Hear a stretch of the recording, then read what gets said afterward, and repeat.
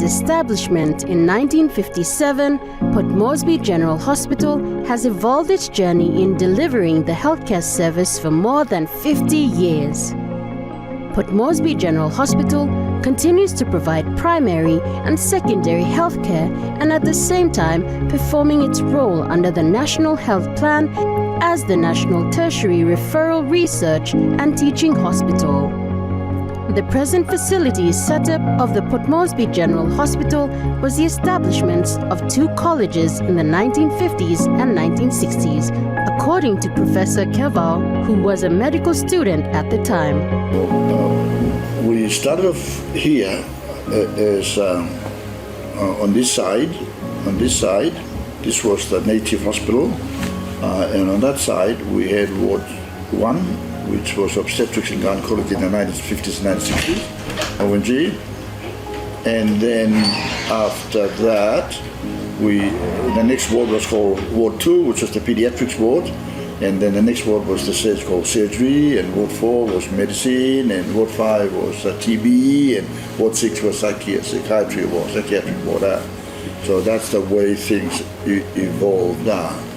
But then later on, we've gone into specialization. The first college was called the Papuan Medical College, and the second was called the Administrative College. The idea of setting up 2 colleges was to train the medical health workers and the administration workers. The 2 hospitals were also set up. The first being the Native Hospital, called the Walter Strong Wing, and the second, the White Man Hospital, called the McGregor. Professor Keval is the first physician in internal medicine and is currently working as a cardiologist specialist at the Port Moresby General Hospital Clinical Services. The relationship between the hospital and the university was so important that it was realized that if you want to become a specialist as a physician or surgeon or an obstetrician or pediatrician or whatever, then you have to pass another exam. That degree is called a Master of Medicine. So you do have Master of Medicine in Internal Medicine, which is where I come in, Master of Medicine in Surgery, which is where my brother Ikao went to, Professor Ikao Kevan, and then we got Master of Medicine in Obstetrics, which is where Professor Glenn Moller comes in, and Master of Medicine in Child Health or Pediatrics, which is where Professor John Vince and Professor John Bidard used to come in. So that's the way things have evolved over the years. Well, PMGH has done very well, like I said, struggling from the time when we were called the Native Hospital, and our facilities, our investigative facilities were very limited at that time, and there was lots of infectious diseases. And by the way, the infectious disease, largely tuberculosis and HIV/AIDS, and then pneumonia and all of those, malaria. So the infectious diseases have been there for a long time, but with the lifestyle disease coming in after independence, because of the change in lifestyle, because of the change in the foods that we eat with lots of cholesterol or fatty stuff, then the diseases like high fat levels in the blood called lipidemia, blocking the blood vessels, the diseases that affect the pancreas, causing diabetes and all of those. As they've come in, then I see all of those coming in. So that's right here. Many trained doctors and administrative workers over the decades have graduated from these institutions, and many have gone on to work in different departments of Port Moresby General Hospital. To run any large institution, you need a team of people to organize and help each department to work together to reach their daily goals. After completing my studies, I continued with as a casual with PMGH, and then in 1997 I was confirmed to a position with the Director of Medical Services, which I am currently under. All these departments, I deal with them every day, doing the correspondences like letters and requests and any other things that are needed in the department. So that's like everyday thing that we do. It's very challenging because it's 20 departments and they all come under medical services.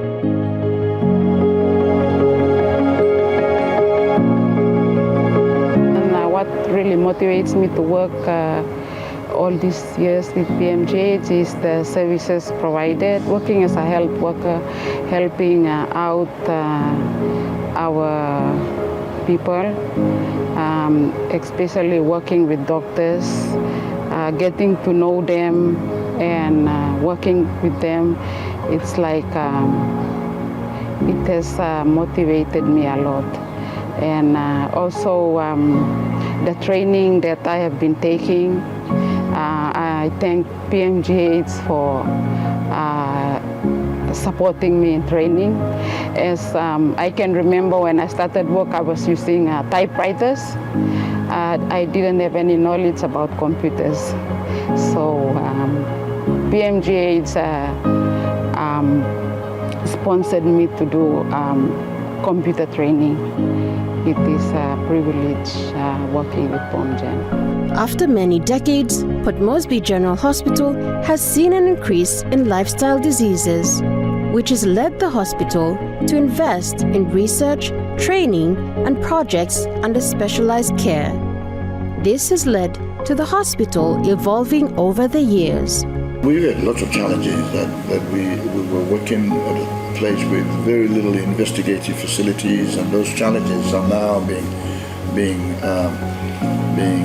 not quite overcome, but they're still there. But you know, the fact that we can do scans and look at the brain now. So you can do a CT scan of the brain, and then when somebody has a stroke, and there is in those days we couldn't tell what was going on inside the brain. So, but with the evolution of the scanning system, the brain scans now make us diagnose that there is a lump in the brain, or there is a bleeding in the brain, or there's an area of the brain which is not. Which is looking dead because its blood supply has been stopped. So all of those, and so then we correlated with our physical findings. So if someone's got a stroke on the left side, on the left brain, then the right side of the body is weak, and also if somebody's got a stroke affecting the right side of the brain, the left side of the body is weak. So that's called hemiplegia. And then they can also tell from the scan whether it's a bleeding, or it's a blockage, or there is a tumor, or there's a TB, or whatever. So all of those are. So those are the things that we couldn't do before. But once the scan situations come in, we are now in a much better position to make those diagnoses. And also the challenges are for the X-ray department to evolve, and they do all those scans and all of those. And the pathology department has also evolved over from the simple, straightforward full blood examination, malaria parasite testing, to now many other things. So the whole of Papua New Guinea has seen those changes coming in, and with those changes, they help us, the physicians and the surgeons who make our diagnosis on clinical examination, the confirmation by the scans, the confirmation by high-powered blood tests, and all of those are, so they're all very important. At the Sir Burikido Heart Institute, as Professor Isikevo has stated, heart machines are used as a non-invasive procedure, whilst invasive procedures involve a surgical approach. At Port Moresby General Hospital, they have a catheterization laboratory, which is a specialized medical facility used for diagnostic and interventional procedures involving the heart and blood vessels, which was not available in Papua New Guinea in the past. I am Dr. Wesong Boko. I am originally from Fins in Moresby province.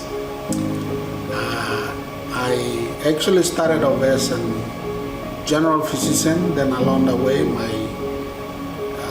plan and desire changed to become a cardiologist.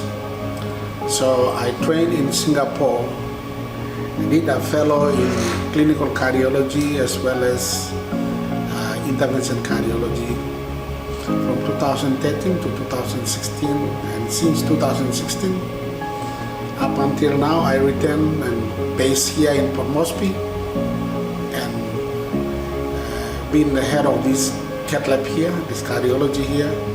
I've been practicing as an intervention cardiologist since 2016. Yeah. Okay, when we started off here, Port Moresby General Hospital is one of the main referral hospital, if you like, the big hospital in the city. There are a few hospitals, but they haven't come up to that status where hospital. It's more like a big urban clinic. And hospital tend to take care of almost everything, primary disease, and as well as embarking on the specialist care. And I started in 2016, 17, 18 when we have this cath lab up, plus the other discipline who are also going into specialized area. But I thank God that cath lab or cardiac has really taken off. And we have actually established this cath lab. And now we can do coronary angiogram, we can do stenting, we can do other structural device close-ups, which you will, before this, you will have to have those services or those treatment in Australia or in Philippines or in Singapore. But we are having it right here, and even apart from cath lab, we've seen the kidney, the renal have really improved in Port Moresby General Hospital, so that's a big plus. Also the neuro in cardiac, I mean in surgical department, and the other disciplines actually have rise up and began to take that part of going into highly specialized, just like cardiology. So it has really improved since we started off. Port Moresby General Hospital is not only providing the general service, but it has really gone into specialized, and maybe in the next 5-10 years we will see more specialized service provided here. Well, one thing that inspired me firstly to be a cardiologist was not my wish, but seeing the lifestyle disease and the number of people who are coming with heart attack, and almost 99% of those patients will be waiting to die. Only 0.1 or 0.1% who have got the money go overseas. So while training for my clinical echocardiology in Singapore, that's the reason why I went to Singapore. But while there, coming back and seeing the statistics that almost every day there's heart attack coming in. And many of those heart attacks, we just treat them, give them medicine, thrombolysis, and then eventually they go on conservative medicine, and whenever complication become worse, heart failure, they die. So those are the things that motivate me to begin to, after my clinical echo, within me I started to say that if I don't, at least there's an opportunity to put up a cath lab in Papua New Guinea. If I don't do it, then nobody will do it. What I can say to Papua New Guinea, if you are listening to me, is that with regard to heart treatment, we can now provide the treatment in terms of doing angiogram and stenting. What you can actually see in Australia or in Singapore, Philippines, we can do here.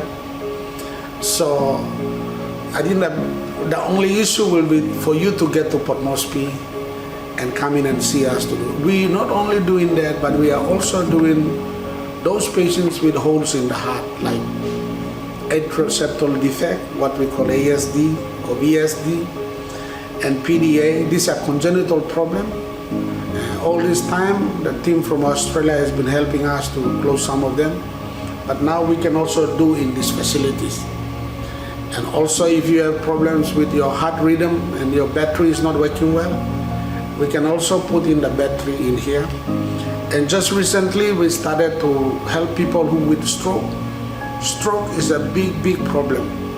So if you have stroke and you are presenting to these facilities within 2-3 hours, we can able to go in and remove the blood clot in the brain, and you can walk. And we just did the first case just before the independence. So it was actually a pioneer and groundbreaking history in the making, that was. And we are also doing almost if you have any mass like cancer in any way, any part of the body, and if surgeons want us to go in and help them to shut down the blood supply and restrict the cancer so that the operation will be quite good, smooth, and not as worse or messy if you got a lot of blood supply. We are also doing that. So if you like, we're doing many things in this place. So Papua New Guinea, if you listen, you can come. Our greatest challenge to provide the service to the fullest is the funding and the consumable. That has been the biggest obstacle. But at this juncture, I also want to thank the Port Moresby General Hospital, CEO Paki Molumi, and the SCM, the board, and the Kumul Petroleum through the government of PNG, government of Marape Rosso. They have been very supportive, and we hope and pray that that support will continue so that this highly specialized, because if any Papua New Guinean you want to go and get the same treatment like what we provide here in overseas, it will be very, very expensive. And what you pay here is almost nothing compared with what you're gonna pay.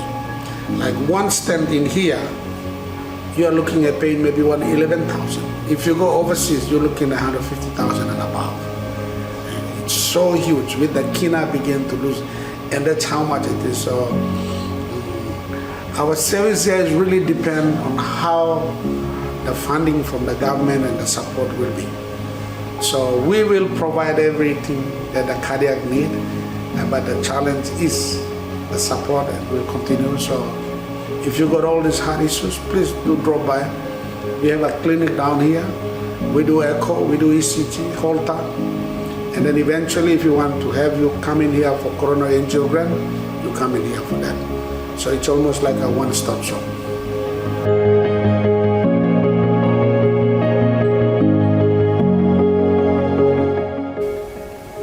I had this my heart issue over many years.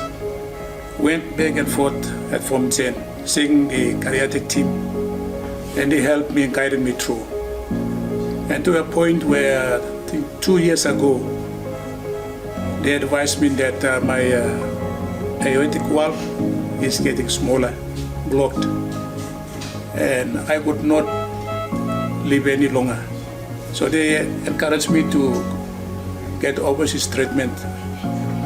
But I couldn't do it because I had no money. Then I came back again and they saw them this year. And they checked that the complications of my aortic valve is getting worse. And doctors, they felt very sorry for me too. And then the 2 times they put my name to open heart operation team, but they rejected it because my condition was such that it was very risky. Then Dr. Boko went out on his own way and talked to the CEO of Form 10 and others. They gave them best to arrange a possible alternative to get help, to help me to correct the problem aortic valve. Everything that they did was successful. And before I went for operation, Dr.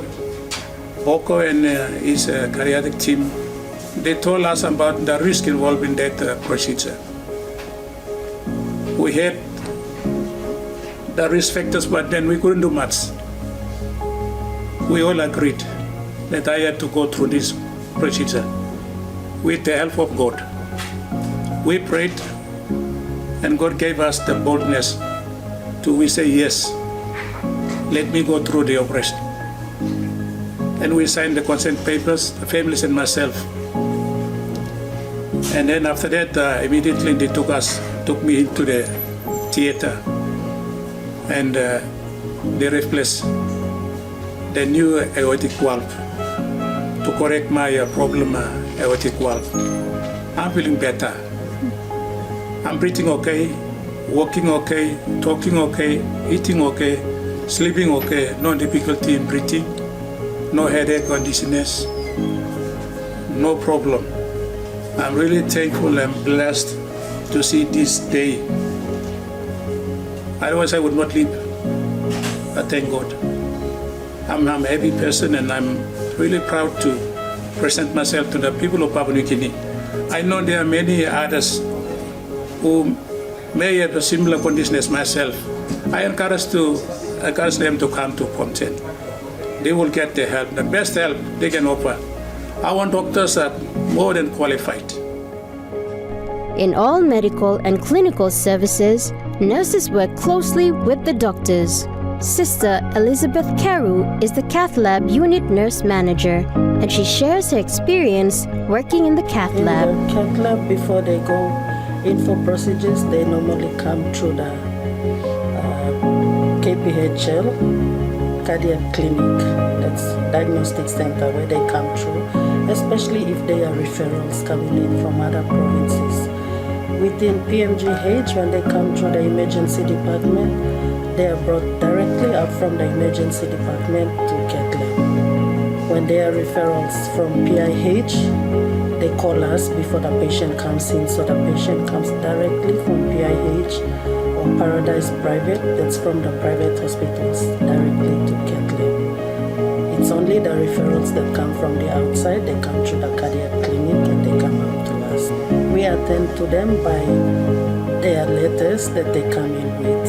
So we have cases like we do their investigations, like their blood reports, and then we bring them in to Cath Lab. They don't go directly in. Once they come into Cath Lab, we also do their pre-operation observations, which is like doing their vital observations.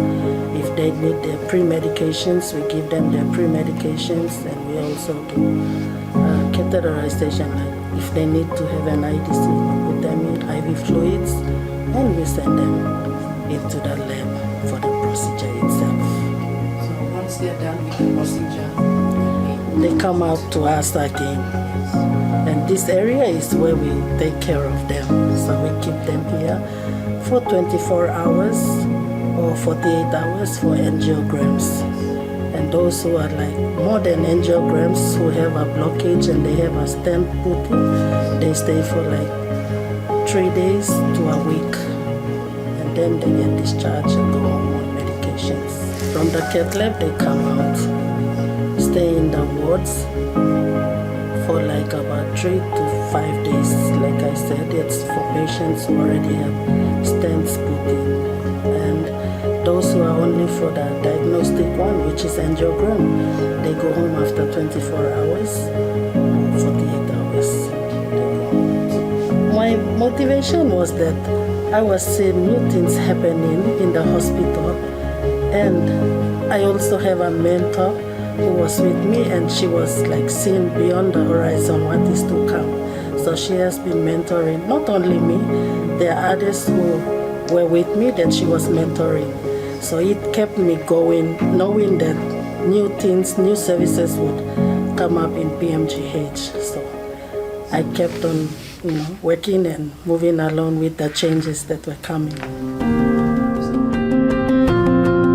Port Moresby General Hospital has led a long history of organizing open heart surgeries in the past. For more than 30 years, the cardiac and heart services have developed and evolved in its operations. Yeah, so I'm Dr. Noah Tapawa. I'm a cardiothoracic surgeon for this hospital. Yeah, so in my previous role as a surgical coordinator, I think we were able to establish 2 new units, the plastic team and one of the orthopedic team into the surgical specialty services. As a cardiac surgeon, I think we've come a long way. Cardiac surgery in Papua New Guinea started way back in 1993, and up to now it's about 32 years. And a lot of development that occurred over the years. Us establishing this Cath Lab, and through the funding from KPHL, we were able to renovate our ward and also our clinic. So those are some of the new development that I was also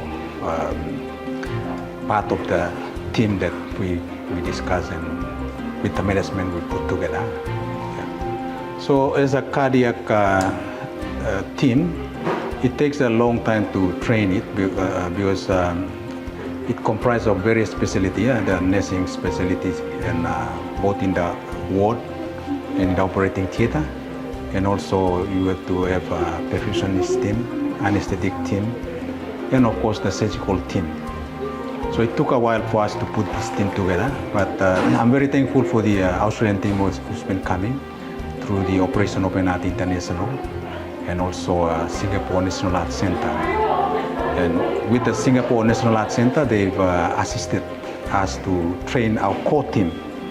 So there were a few of us who went for training. There's 4 of us doctors and the first 6 nurses that we went there, stayed in Singapore. And then we came back, all of us came back in 2015. And then we started working together as a team. Yeah. So that's, if you like, and like over the years, we started to building a team, core team. The team from Australia and Singapore continued to come, but we started to reduce the number while we are building our capacity and increasing our staff strength as well. Yeah. Yes, so closed heart is the surgery that we do. We don't stop the heart. The heart still, continue to pump.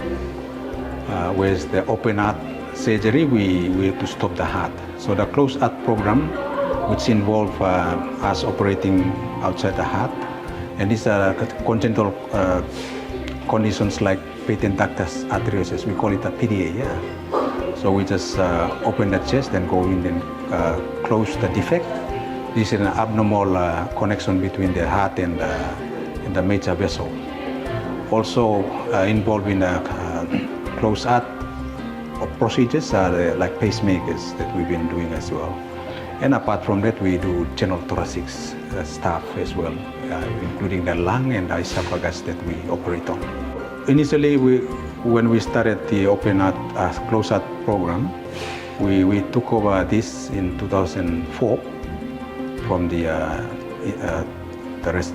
visiting team, and we slowly built it up. So we would do, say, maybe 4 cases at least in a month. Now we've increased that. So like now we are doing 1 or 2 cases every week. And pacemakers too, they come in, as they come in, we do them. So these are some of the functions we've taken over from the visiting team, and with that confidence and the skills that has been transferred across to our team, that we are now able to do it. Yeah. Yes, the number the team used to come, because they will come with the whole specialist, including the nurses, perfusionists, intensive care, the anesthetist, and even the surgeons. So up to about 60 member team that they used to come, and we would do like 2 visits in a year. So over the years, as soon as in 2015 when the team came back, we started to building our own local team, and then we cut it down from 60, we came down to about 40, 30, to 22, and now only 8. So every visit now, and we are doing frequent visits, so like in 1 year we are doing 3 to 4 visits, and also only a few member team that comes. While our team now, the local team has grown up to about 42 members here. The Kumul Petroleum Cardiac Diagnostic Center at Port Moresby General Hospital receives patients in Port Moresby and across the country. The Heart Center has been upgraded and equipped with advanced cardiac equipment funded by Kumul Petroleum Holdings Limited. Sister Noelin Wangi is the nurse manager of the center, and she shares how the center operates. That time in 2022 April 12, it was officially open. So we started getting coronary cases like adult cardiology and patients. We started getting it on the 19th. That was the first patients that came in through this clinic, Kumul Petroleum National Heart Center. The clinic itself, it was like operating with starting on the 19th. So Dr. Boko and Malan, they will start seeing patients for the procedures and all this for coronary angiogram and coronary angioplasty. So, and then on the 19th, it was the time that it started, we were running the clinic. It was open now for the patients.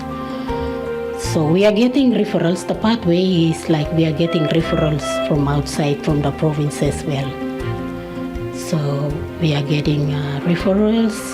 We are getting initial consults within the hospital. Those were patients that are seeing doctors, and then we have the review patients that we have, and then they are going and coming and see doctors like every after their clinic days. Okay. Per clinic patients day, we have cardiac different specialty. We have the coronary patients, adult cardiology, that's under Dr. Boko and Malan. And then we have cardiothoracic patients, surgery. We have Dr. Tapawa, patients under Dr. Tapawa. We have pediatric cardiology, that's under Dr. Kilalang. We have echo patients. They come in for echo on it, so it's especially on Thursdays and Tuesdays. So Dr. Olita and Dr. Kiromat, they usually come and do echoes. On Wednesday, it's Dr. Boko and Malan, they run the clinic, and Tuesday, Dr. Topawa and the team. As we started, the number was like smaller, and then we start getting like so many patients are coming out. And currently now we are like seeing 60 to 70 patients per clinic day on a Wednesday only. That's under Dr. Boko's patient. Adult cardiology patients, that coronary cases. So for them it's like, it's so many patients. So our maximum number that we have cut off, required number for the clinic is 50. But we are seeing that we can send a patient, so they need help and they need to see a doctor. So like, we have to get that number that we are getting it now. But because of now we are seeing that we have been overbooking and, keeping patients outside waiting in the sun and all this, it's not look good to our service that we are providing. So we are trying to cut down the numbers to as required as 50. But as I said, the numbers has been just going up. When I came, I started myself, I was given 2 nurses to come with me. So we were 3 running the clinic that time. We started with 3. And we still remain as 3. So the problem that we are facing now, it's tough. Manpower is required here because the number of patients are just increasing. Patients are increasing. It's like we are looking at 60 to 70 patients per Wednesdays. That's for the coronary cases. So that's the 2 only challenges that I face. Well, as we are going through, like now it's 2025, now I'm seeing it. For the number of patients we have, our required for the clinic is 30, but we are just increasing the number to 50. We consider the referrals from outside. So we don't want them to come and wait around here. It's Port Moresby, they're traveling from outside. They're coming on the plane. So we are give them the priority. So we put them within that 30 to make up to 50. We advise them to go to the nearest like Kiro Hospital or go to 6 Mile. And then not to the small clinics or any private clinics. But the private clinics that we have, we advise them to go to Paradise and PIH. And for the other small clinics around, we don't accept those ones. If they come with that referral, we will still tell them to go to emergency. We always refer those patients there. As long as they come with a referral, it must be addressed to that referral letter to interventional cardiologist must be addressed to Dr. Boko and Malan. So these are the patients that we accept through the clinic, yes. So my advice to people, you take care of how your diet is very important. Take care of your health, your diet. Do some exercise, you go around. Do some activities like you walk around and all this. And the other thing, your diet, meaning like if you're a smoker, you have to, in the long run, it's bad for your health. Smoker, alcohol, and bitter nut. Now it's like for the currently findings now, these are the main causes to like high blood pressure and diabetes and all this. So in your diet and your lifestyle, you have to control all this. And in your diet as well, you have to control your intake in taking salt, the protein that you eat. Don't eat so much of the processed food. These are now just like, it's not good for our health as well. So.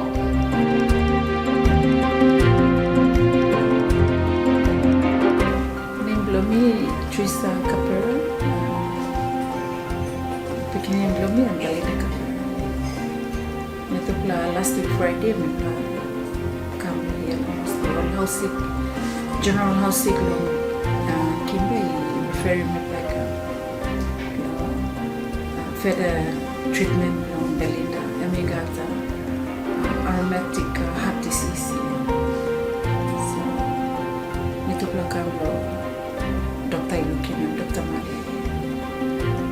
So like my message to the parents that their children are going through aromatic heart disease, someone no can give up.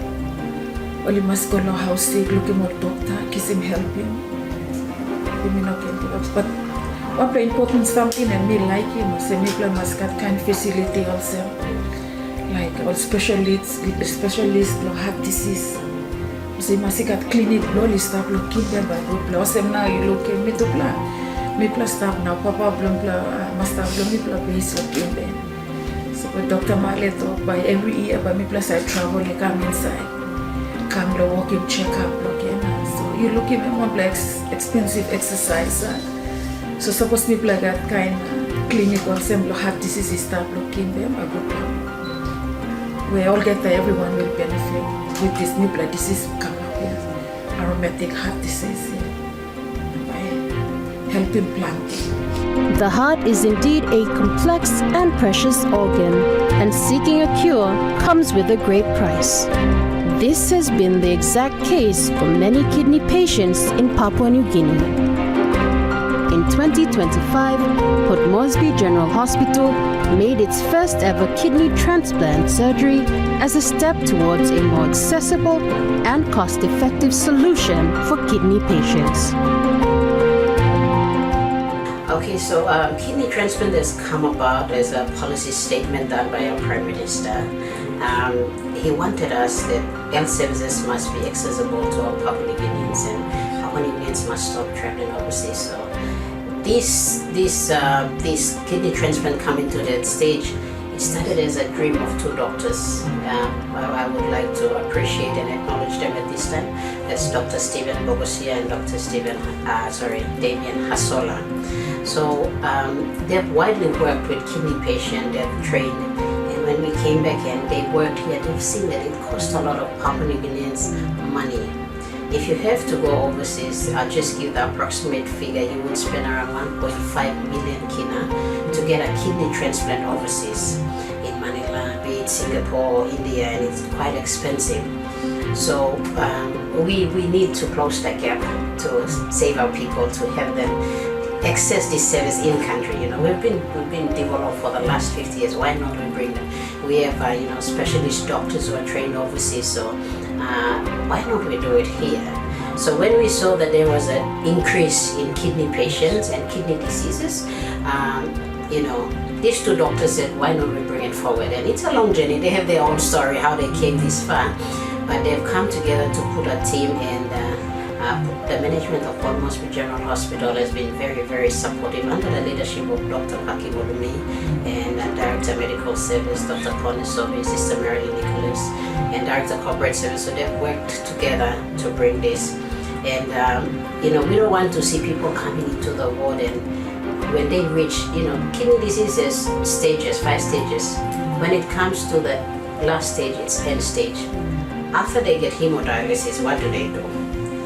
That's the end. In Papua New Guinea, that's the end. And we need to plan a new service that will help them to go back to their normal life. life, to be productive, go back and live. Like, for example, I know you're going back to do lawyer work, a journalist going back, a nurse going back. So kidney transplant is the last resort that for therapy that kidney disease patient resort to when they've reached that stage where we say end stage. And it's very, very important that we offer here, because if you just look around the country itself, kidney disease is on rise. Every province is now they are setting up facilities for hemodialysis in Mendi, Referral, and all that. But the exit plan for all the patients, it should be kidney transplant. And it's a very, very joyful moment to see that I've taken part of that to give this service and did the first one in country. My name is Damien Hassel. I'm a urologist with special interest in kidney transplant and vascular access for hemodialysis. I've been working at POMGEN since 2016, and I've been involved in providing surgical services, particularly focusing on improving outcomes for patients diagnosed with chronic kidney disease. I think the most important development or change that happened was that we were able to successfully conduct the first 2 kidney transplants in May 14 this year. And after 3 months, the patients are doing really well, and it was a milestone for Papua New Guinea. For me as a transplant surgeon and being able to perform the first kidney transplant in Papua New Guinea, it was a historical milestone, and also it gave hope to Papua New Guineans in that they are able to see that they are able to perform, something for the country. They are able to do something for the country instead of asking the country to do something for them. So doing the first kidney transplant in Papua New Guinea was a very important milestone.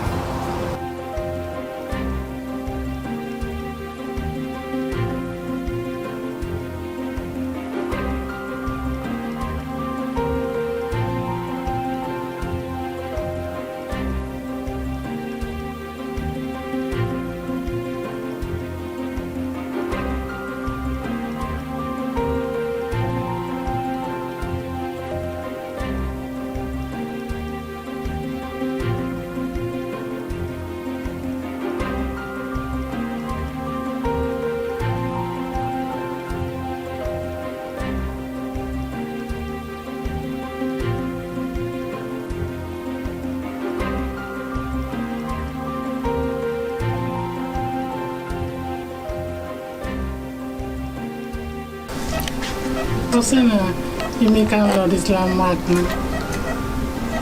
Big plan making. Organize something possible. Long plan waiting coming out now. How much years? How much years? 3 years now. Mr. Lord dialysis master. Long plan time. Now I'm big man 80 of him rotten. All white manager. A long way out. Thank you, Sir. You sit down, talk. You make a history of some first floor of country luminosity transplant.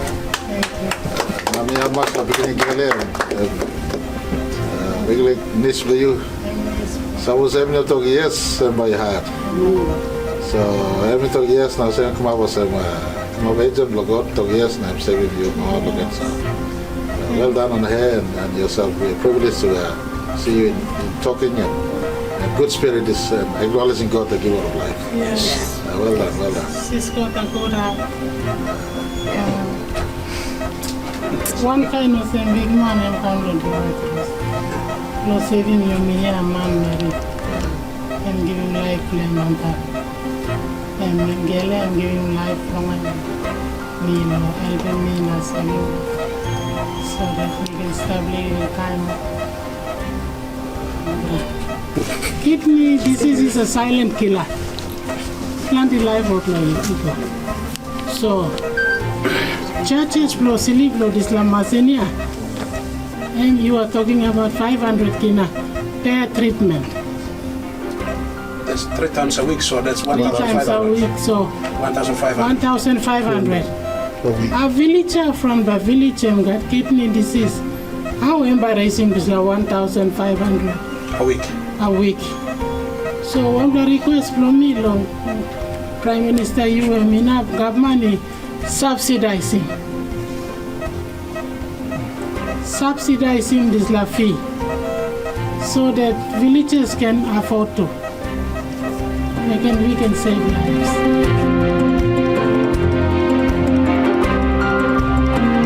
Cancer is the second leading cause of deaths at Port Moresby General Hospital. Dr. Peter Olali shares his experiences and insights to all forms of cancer and how cancer was managed in the past years. Hello everyone, my name is Dr. Peter Olali. I am a specialist medical doctor, specializing in internal medicine. Internal medicine is a specialist where we deal with diseases inside the body, so that's why it's called internal medicine. So diseases inside the body can be either lifestyle diseases or infectious diseases that gets you. We deal with cancer. So cancer is not like a one-man doctor that will be able to fix cancer. Cancer requires a lot of other doctors as well to be involved in it. So when a patient comes in, as any patient coming suspected cancer coming in, first is we have to diagnose the cancer. So for us to diagnose it, we send them to the surgeon to do a biopsy, and that biopsy gets sent to a pathologist. So that pathologist now, they're like our eyes. They look at the specimen and they tell us this is the cancer that this patient has. That's where they give us the first lead. So once the results come back, we start planning the treatment. So every cancer has got different treatment modalities. Not all the cancers have the same treatment modalities. So based on whatever the pathologists tell us, that's when we plan the treatment. So it's not like guess or this is cancer, so we just guess and give this treatment. We can't guess. We have to be definite on which treatment plan we need to give to. That's why our pathologists are very, very important people to us. They are our eyes. Without them, we'll be blind. Cancer, prior to us focusing on trying to manage cancer, previously it was fragmented.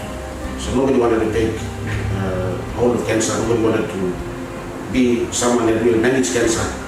So 2008, when I came in transferring from Lane, we started the first oncology department under Unit 4 of internal medicine. So before that, everyone that had cancer and came, the surgeon will only remove your breast. After that, what else? There's nothing. You can't. There was no other place that you can go and get treatment. You have to come back and get chemotherapy. Prior to that, before 2008, we never had that. So others were being operated on, other cancer patients were being operated on, and that's it. How they went, we don't know where they went to. So we started from 2008, a chemotherapy ward. So since then there was no direction for everyone. So when they operated on them already, they said, okay, you go up to that clinic. So that's when we started seeing them. So it was a small center, brought up in 3D, right on the top floor of the Port Moresby General Hospital. So we started from there. I was the only one there, one man with my 3 nurses that we worked at that time. So we offered the choice of giving chemotherapy to patients. What motivated me to keep on working was, patients coming in and we see them getting cured from cancer. There had been big lumps in the neck, whatever. Once you gave them the first chemo, disappeared, and we saw the smiles. So that was what motivated us. The nurses doing the chemotherapy based on hands-on experience. So at least we gave some hope for the patients. They came in, they got treated. We had a lot of survivors. So since then, until 2017, the discussion started on building a cancer center for the hospital itself.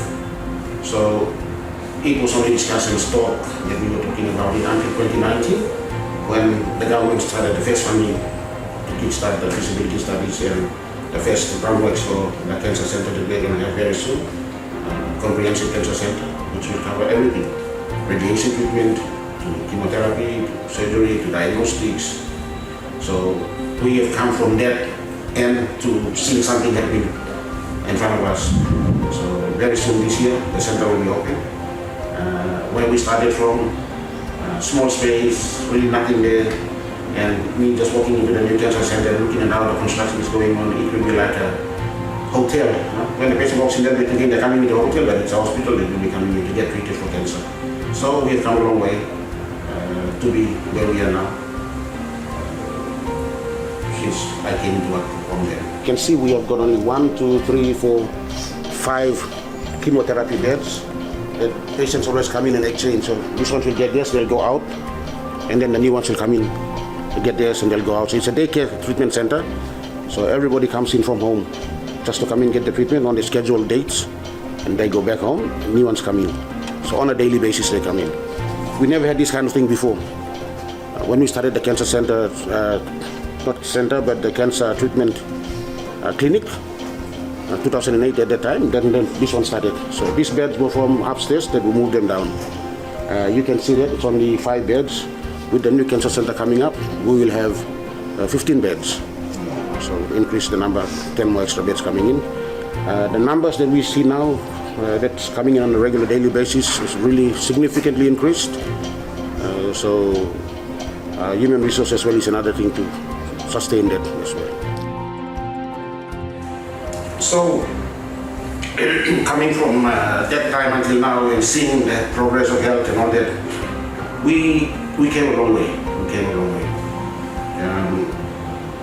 What we are doing now for cancer is we are laying a foundation. For the first time, we started from ground zero and we're coming.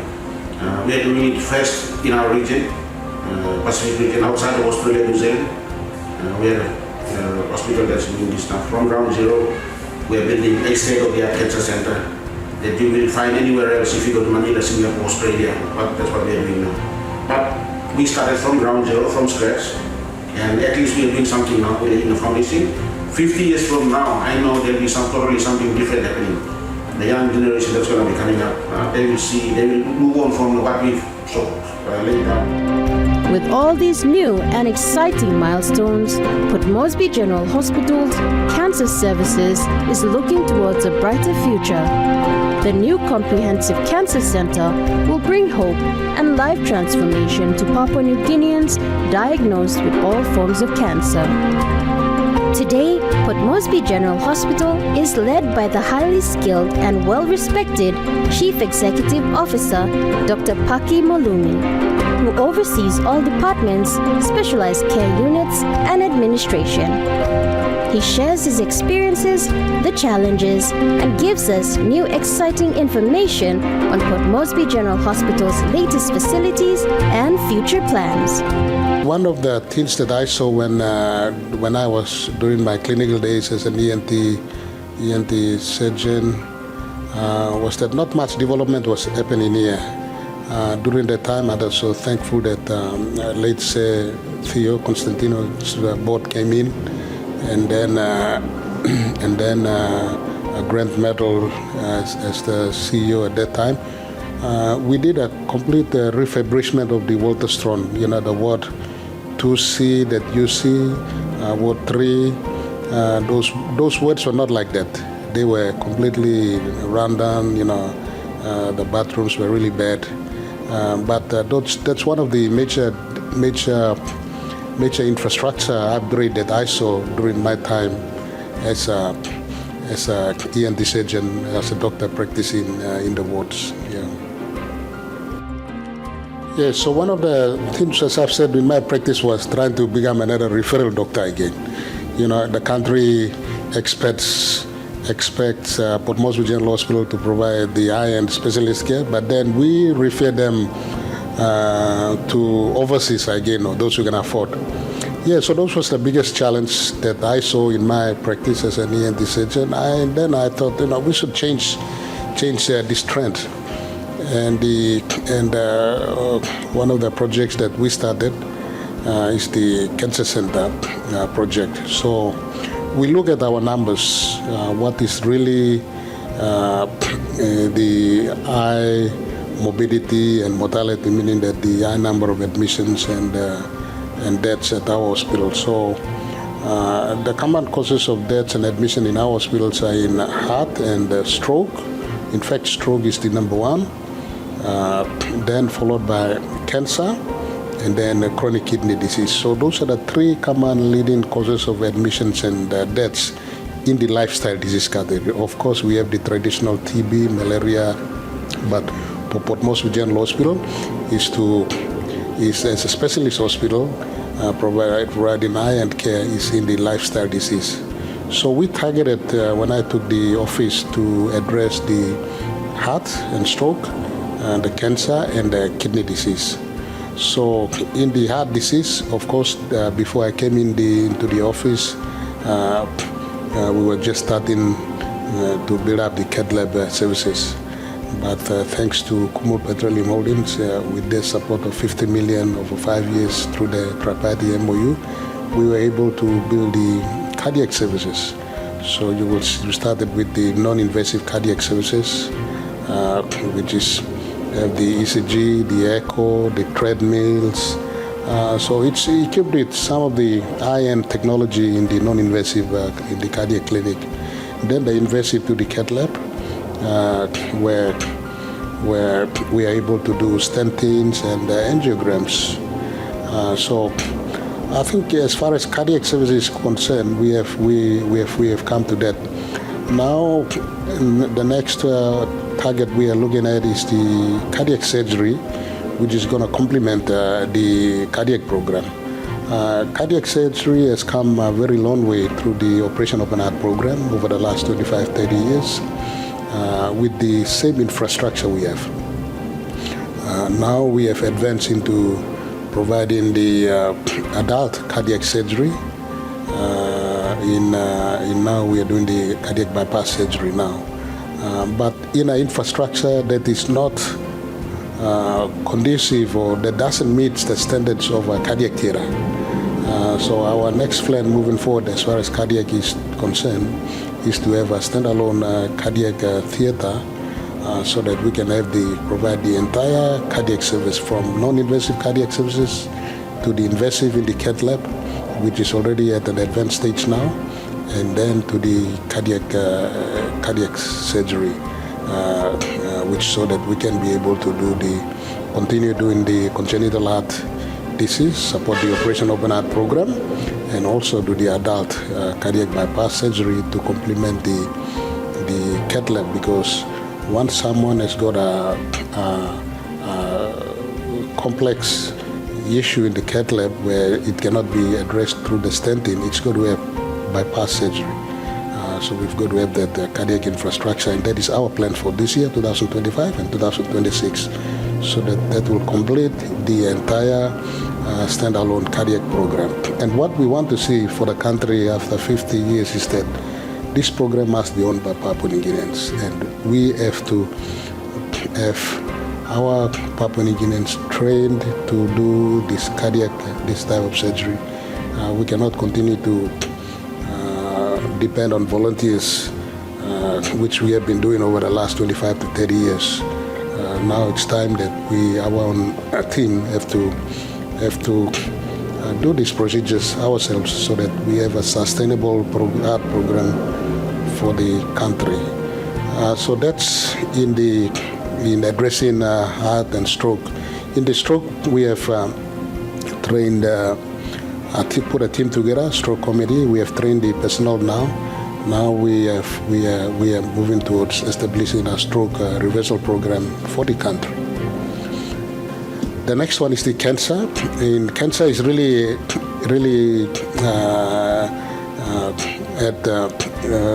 for me, is going back to my 11 years as a ENT surgeon, referring these cancer patients, asking them to raise money, go to Singapore, Philippines. It's really been a challenge for me to see people, who cannot afford and just say, I have to go home, because trying to raise 50, 60,000 Guinea is just too much.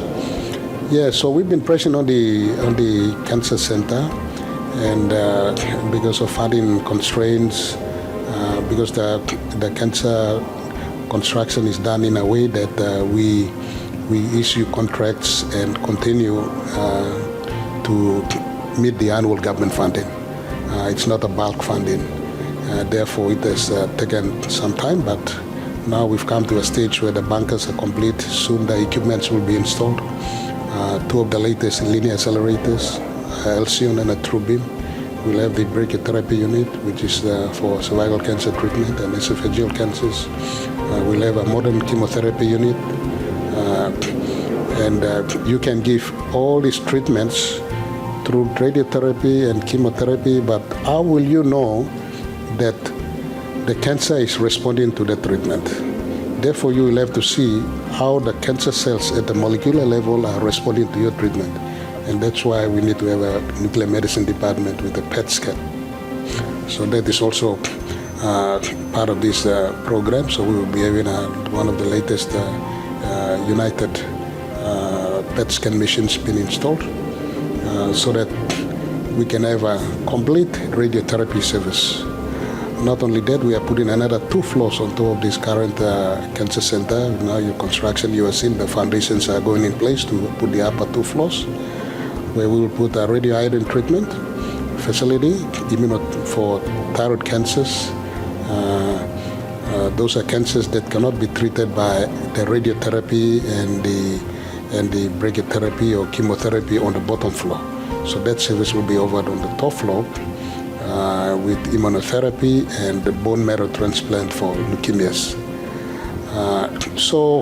And with a tumor board and a cancer registry and cancer research lab, that completes a comprehensive one-stop shop cancer facility.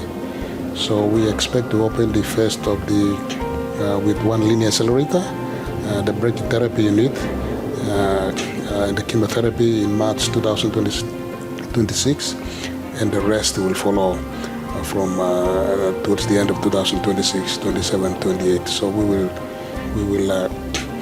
spread out the program depending on the human resource availability and the consumables and so forth. Yeah, so that's the cancer program, which is the second common cause of deaths and admissions at the hospital. The third one is the kidney, chronic kidney disease due to hypertension, diabetes. So we partner with National Fisheries Authority and over the kidney transplant program. Many PHAs are putting in installing dialysis machines. So what will have to be the dialysis machine that you're going to keep someone alive and hooked up to that machine with 3 sessions of dialysis per week. 3 sessions per week to someone who's got chronic kidney disease. So which means this person has to stay close to where our mission is. You cannot travel far, you can't go out doing business because you are already hooked up to the machine.